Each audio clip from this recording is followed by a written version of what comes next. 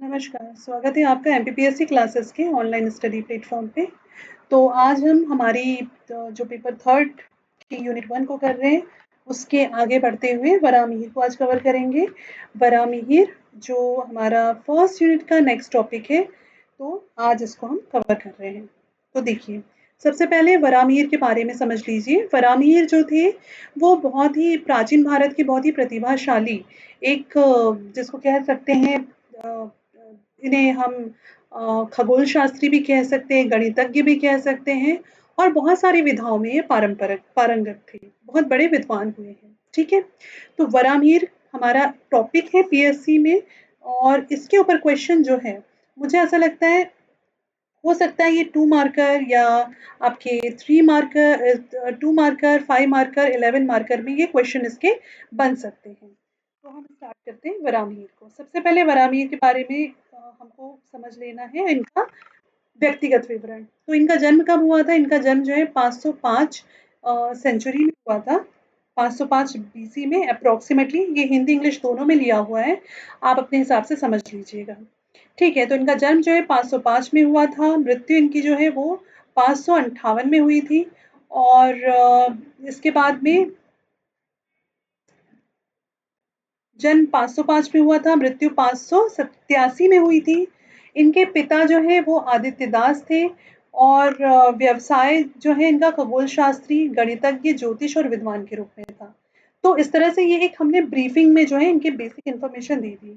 आप जब अपने मेंस में लिखेंगे, तो आप इस तरह से जब लिखेंगे तो कोई दिक्कत नहीं होगी, मतलब ऐसे लिखने में आप कम स्पेस में जो है बहुत अच्छे से इन्फॉर्मेशन को दे सकते हैं कि हमने बता दिया कि जन्म वर्ष, मृत्यु वर्ष, इनका परिवार और खगोल इनका जो पारिवारिक व्यवसाय था वो क्या था, ये सारी चीजें हमने बता दी। इसके बाद में नेक्स्ट वराहमिहिर जो है, इनके बारे में अगर बेसिक हमको एक इंट्रोडक्शन देना हो तो ये प्रसिद्ध खगोल शास्त्री थे, गणितज्ञ थे, बहु प्रतिभाशाली थे और प्राचीन भारत के सबसे प्रतिभाशाली विद्वानों में से एक थे। ये हम इनके बारे में बताएंगे। Vazamiri was a renowned Indian astronomer, mathematician, and polymath. He was one of the most influential scholar of ancient India. इसके बाद अर्ली लाइफ एंड एजुकेशन इनका जो है, तो इनका जो बर्थ प्लेस है ये उज्जैन के थे, इसलिए बहुत इंपॉर्टेंट हो जाते हैं क्योंकि इनका जन्म कहाँ हुआ था? उज्जैन में हुआ था, ठीक है? तो इनका बर्थ प्लेस क्या है? बर्थ प्लेस जो है इनका उज्जैन है, ये हमको बता देना है। उसके बाद हम बताएंगे कि इनके जो पिताजी थे वो क्या कौन थे? आदित्य दास उनका नाम था इनके पिताजी का और वो क्या थे? एक ब्राह्मण थे। इनके पिताजी क्या थे? एक ब्राह्मण थे, मतलब ये एक ब्राह्मण परिवार से बिलोंग करते थे। इनके पिताजी आदित्य दास थे। जन्म इनका उज्जैन हो गया और प्राचीन भारतीय विद्वान व यूनानी खगोल शास्त्री जो है इनका मतलब जो हम कहेंगे प्रभाव जो है, इनका इन्फ्लुएंस जो है वो एक तो किस पे? प्राचीन भारतीय विद्वान और यूनानी खगोल शास्त्रियों के जो खोजें हैं उसमें काफी कुछ देखने को मिलता है। इनके प्रमुख कार्यों की अगर हम बात करें तो हिंदी में पहले देख लें। पंच सिद्धांतिका, बृहत जातक, बृहत संहिता, लघु जातक, योग यात्रा, ये इनके प्रमुख रचनाएं हैं। कौन कौन सी हो गई? पंच सिद्धांतिका, बृहत जातक, बृहत संहिता, देखो बृहत जातक, बृहत संहिता ये दो हो गए, बृहत बृहत में दो हो गए, फिर पंच सिद्धांतिका, लघु जातक, योग यात्रा, ये इनके बारे में थोड़ा सा इंफॉर्मेशन दे देंगे कि पंच सिद्धांतिका में 5 खगोल शास्त्रीय प्रणालियों का संकलन और विश्लेषण है। बृहद जातक में ज्योतिष का व्यापक ग्रंथ है। बृहद संहिता विभिन्न विषयों को कवर करने वाले विश्वकोशीय कार्य हैं। लघु जातक उसके ज्योतिषीय कार्यों का संक्षिप्त संस्करण है और खगोल शास्त्र व ज्योतिष का ग्रंथ क्या है? योग शास्त्र। योग शास्त्र किसका ग्रंथ है? खगोल शास्त्र और ज्योतिष पर आधारित है। तो इस प्रकार से इनकी 5 रचनाएं आप याद रख लीजिए, अगर एग्जाम में आता आपने लिख दिया तो नंबर बहुत अच्छे मिल जाएंगे।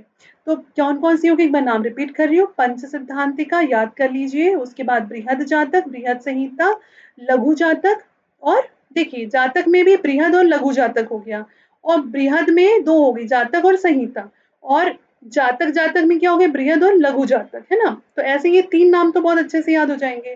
पंच सिद्धांति का नाम से पता चल रहा है, जिसमें 5 सिद्धांत दिए गए होंगे। और लास्ट में है योग यात्रा। आगे बढ़ते हैं। अब इनका कंट्रीब्यूशन किसमें हमको बताना है, खगोल शास्त्र में इनका योगदान बताना है। तो ग्रहों की गति है, ग्रहण, खगोल शास्त्री गणनाएं जो थी, उनकी चर्चा बाद में खगोल शास्त्री जैसे आर्यभट्ट और भास्कर पर इनकी जो कार्य थे, खोज कार्य थे, उसका प्रभाव पड़ा, मतलब उन्होंने इनके कार्य को और आगे बढ़ाया। तो discussion of planetary motion, eclipse, and astronomical calculation influence the later astronomer like Aryabhata and Bhaskara. Contribution of to maths, maths में क्या कंट्रीब्यूशन है, तो इन्होंने जो है ट्रिग्नोमेट्री जिसको त्रिकोणमिति कहते हैं, अलजेब्रा जिसे हम बीजगणित कहते हैं, और अरिथमेटिक जिसको हम अंकगणित कहते हैं, ये सब वराहमिहिर का ही देन है। इसके बाद ज्योतिष में इनका क्या योगदान है, तो जो हमारा जो प्राचीन भारतीय ज्योतिष विज्ञान है, बृहद जातक में इसका वर्णन मिलता है, और बृहद जातक का बहुत महत्व है। बाद की ज्योतिष परंपराओं पर जो है इनके बृहद जातक में जो इन्होंने सिद्धांत दिए, जो बातें बताई है, उसका प्रभाव पड़ा है। तो इस प्रकार से एस्ट्रोलॉजी में इनका हम ये वाली बुक का नाम मेंशन करेंगे, बृहद जातक का। ठीक है, आगे बढ़ते हैं। भूगोल में इनका क्या योगदान है, अलग अलग विधाओं में हम योगदान बताएंगे तो नंबर अच्छे मिलते हैं। पृथ्वी और समय क्षेत्रों का वर्णन किया है, भूगोल के विकास में योगदान है। पृथ्वी और समय क्षेत्रों का वर्णन है और भूगोल के विकास में योगदान है। इसके बाद में इंटरडिसिप्लिनरी अप्रोचेस, अंतर विषयक, तो इसमें जैसे कि सभी विषय जो हैं, जो कि जैसे कि खगोल शास्त्र है, ठीक है, एस्ट्रोनॉमी, गणित हो गया, मैथमेटिक्स, भूगोल हो गया, ज्योग्राफी, ज्योतिष हो गया, एस्ट्रोलॉजी, इन सब का जो है इन्होंने मॉडर्न साइंटिफिक रिसर्च, आधुनिक वैज्ञानिक अनुसंधान पे इसका प्रभाव पड़ा है। ये सब विषय जो है इनके ऊपर में इन्होंने जो जो अपनी रिसर्च लिखी, इन्होंने अपनी जो नॉलेज को शेयर किया है, वो आज भी उतना ही मान्य है। इसके बाद में प्राचीन भारत ज्ञान का संरक्षण, इन्होंने क्या किया कि संरक्षण और आधुनिक अनुसंधान पर इनके नॉलेज का प्रभाव पड़ता है।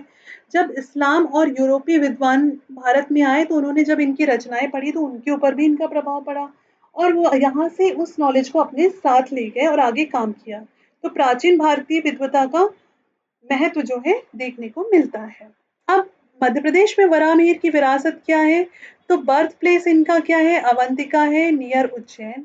वराहमिहिर की ऑब्जर्वेटरी कहाँ पर है, उज्जैन में है।